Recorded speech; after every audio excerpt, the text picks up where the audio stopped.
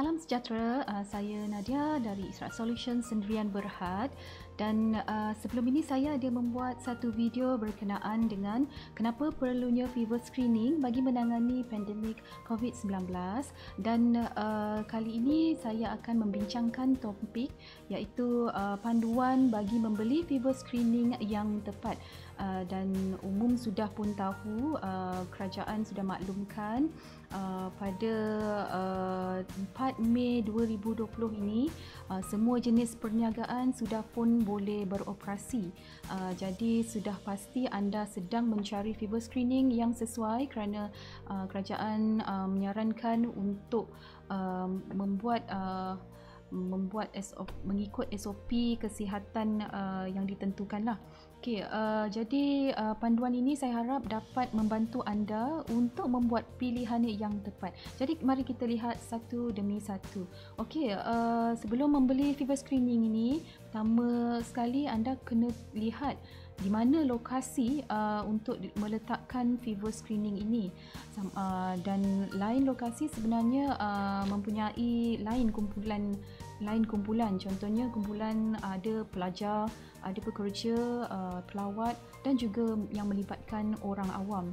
Jadi lokasi seperti pelajar ni sudah mestinya di universiti ataupun sekolah, dan pekerja dan juga pelawat ni selalunya yang di lokasi pejabat, kilang dan gudang. Dan orang awam ni tempat yang seperti pusat membeli belah, di lapangan terbang dan juga di tempat pengangkutan awam.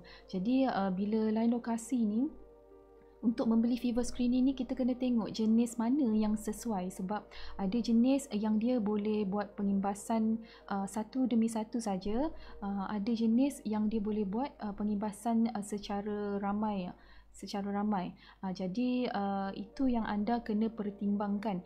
Kalau anda lihat, saya ulang semula, dalam video sebelum ni saya sudah akan kongsikan jenis-jenis fever screening.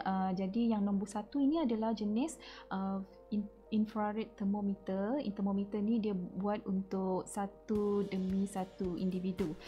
Dia kena berhenti dulu dan akan imbas di dahi untuk lihat berapa suhu badan. Jadi dekat situ ada kena tunggu turn lah. Yang ni, dan nombor 2 ni jenis infrared thermography. Yang ini boleh scan satu demi satu tapi tidak perlu berhenti. Nanti saya akan kongsikan video. Okey, dan yang ketiga ni jenis yang boleh scan sehingga 10 orang secara serentak.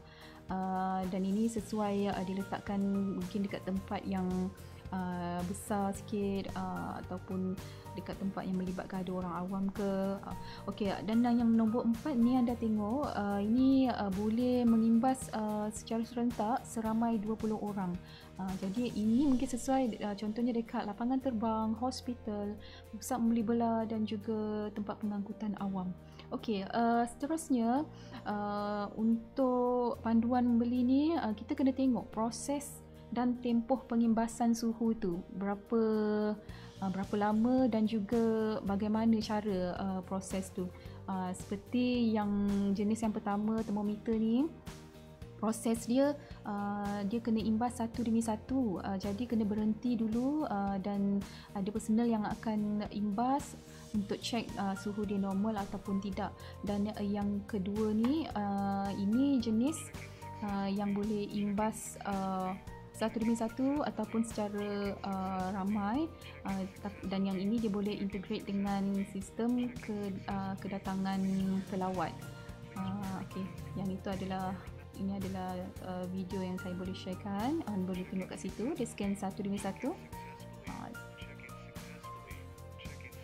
Okey, dan seterusnya yang ini yang jenis tomografi tadi, anda boleh tengok dia buat imbasan satu demi satu tapi tidak perlu berhenti.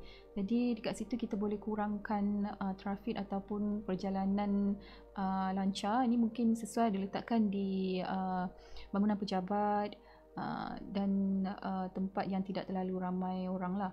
Okay, dan yang seterusnya ini adalah yang jenis yang keempat, yang boleh scan secara ramai ataupun mass screening, dan boleh tengok dekat situ dia ada image yang dia capture dia boleh tengok siapa orangnya, muka yang sebenar, dan juga dia rekodkan suhu berapa. Ini yang sesuai dekat tempat awam tadi. Okey, ini saya ulang semula. Yang jenis nombor 1 ni tadi termometer, dia imbas 1 dibanding 1. Nombor 2 pun sama, tapi yang nombor 2 ni tak perlu berhenti. Nombor 3 dan nombor 4 ni dia boleh buat mass screening 15 hingga ke 20 orang secara serentak. Okey, dan panduan seterusnya adalah jarak pengimbasan. Okey, untuk pengetahuan, lain-lain jenis fever screening ni dia mempunyai jarak pengimbasan yang berbeza. Seperti IR thermometer ni, jarak untuk mengimbas adalah kurang dari 1 hingga 5 cm. Jadi kalau lebih daripada tu dia tak dapat nak buat bacaan, ataupun bacaan mungkin tidak tepat. Tapi kalau terlalu dekat 1 hingga 5 cm ni, saya boleh katakan dia terlalu dekat dengan personal yang buat imbasan tu, jadi menambah risiko jangkitan. Jika ada orang yang dah berjangkit COVID-19, mungkin dia berisiko untuk mendapat jangkitan juga. Dan yang jenis nombor 2 ni, termografi ni adalah jarak dia 1 hingga 2 meter. 1 hingga 2 meter ini boleh lagi diterima.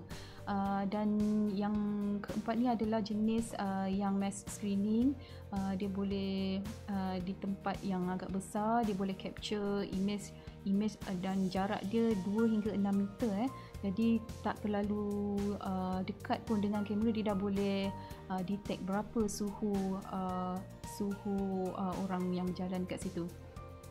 Okay, ini anda boleh tengok. Yang ini adalah jenis yang keempat tadilah. Jalan saja, tak perlu berhenti, dia terus detect. Okay, dan kalau anda tengok dekat ujung tu tadi, dalam 2 ke 3 meter jarak dia. Okey, dan seterusnya ini tadi yang jenis-jenis fever screening tadi. Nombor 1 ni yang termometer jarak 1 hingga 5 cm. 2 ni 1 hingga 2 meter. Yang nombor 3 1.5 meter, dan nombor 4 ni 2 hingga 6 meter. Okey, dan nombor 4 panduan ini anda kena lihat bila anda nak buat keputusan untuk memilih thermal imaging. Thermal imaging ni yang nombor 2 hingga nombor 4 tadi, anda kena tengok dulu spesifikasi teknikal dia.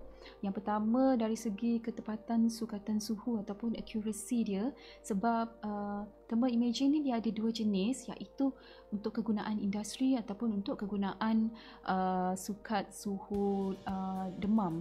Jadi kalau takut anda beli jenis yang untuk industri, jadi dia tak sesuai untuk mengukur ataupun menyukat suhu badan, tak sesuai. Jadi takut anda tersalah beli, kena tengok berapa ketepatan sukatan suhu dia. Yang dicadangkan adalah bawah 0.5 Celsius. Okey, yang kedua spesifikasinya adalah dari segi resolusi. Resolusi ini sebenarnya bergantung kepada jarak dan kecepatan kamera tu. Tengok yang dicadangkan adalah 384 kali 256 bagi jarak 2 hingga 6 meter. Tapi ini tidak bermaksud lah kalau resolusi tu rendah sikit tak sesuai.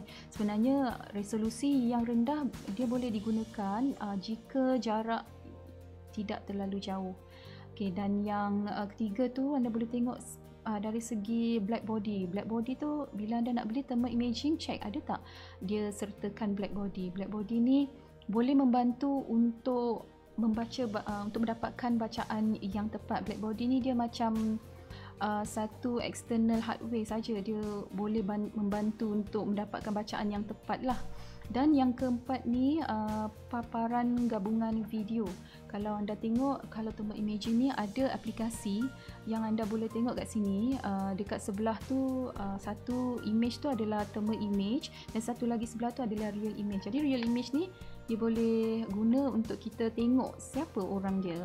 Kalau yang thermal image ni kita tak nampak orang, siapa orangnya, kita tak boleh tengok. Jadi tengok dari segi tu, ada tak dia sertakan spek gabungan video tu, gambar video. Okey, jadi dan yang terakhir sekali, anda kena melihat dari segi harga. Bila anda nak beli, anda tengok dulu berapa harga ataupun kemampuan anda. Okey, yang pertama ni kalau anda tengok IR thermometer ni dekat pasaran anda boleh dapat harga dia dalam 250 hingga ke 380. Dan nombor 2 ni harga dia, model yang kedua ni harga 4,800. Yang ini selalu digunakan dekat pejabat ataupun dekat universiti ke. Okey, dan yang nombor 3 ni jenis ni harga dia adalah 6,800 dan ada tambahan kat situ 3,000 untuk kedatangan pelawat, sebab kita boleh integratekan dengan kedatangan pelawat. Dan juga yang nombor 4 ni adalah yang high end punya tadi, yang dia boleh buat mass screening. Yang ini boleh harga dia 15,000 yang ini tanpa black body.